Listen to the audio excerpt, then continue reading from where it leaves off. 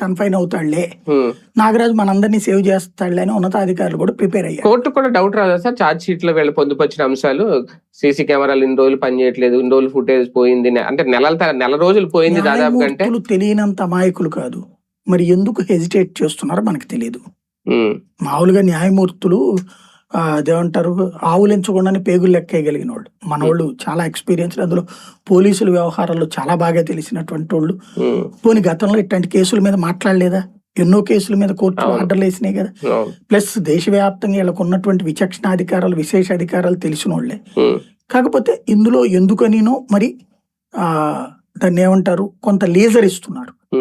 Maybe వీళ్ళంతట వీళ్ళుగా బయటపడతారేమో అని చూస్తున్నారేమో. ఒకవేళ అలా బయటపడనప్పుడు పూర్తి స్థాయిలో వాళ్ళు ఇన్వాల్వ్ అవుతారేమో, చెప్పలేం.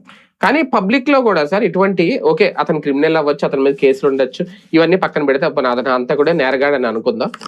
ఇన్ని ఇట్లా అబద్ధాలు అనుకోవచ్చు, లేదంటే నమ్మలేని కొన్ని అంశాలను పొందుపరచడం ప్రజల్లో కూడా పోలీస్ వ్యవస్థ మీద రేపొద్దున ఒక చులకన భావన రాదా? కేసులు ఇలాగే ఉంటాయేమో, దాన్ని మాఫీ చేయడానికి పోలీసులు కూడా ఇలాంటి ప్రయత్నాలు చాలా చేస్తారేమో అనేది రాదా? అంటే బేసిక్ గా ఒకటేంటంటే, ఇప్పటిదాకా వీళ్ళు ఒక సైకలాజికల్ మీడియా వార్ క్రియేట్ చేశారు. వీళ్ళు ఎవరిని కొట్టినా, ఎవరి మీద తప్పు కేసు పెట్టినా వాళ్ళని దొంగలుగా, వాళ్ళని గురించి విలన్లుగా ప్రజల ముందున అలవాటు చేశారు.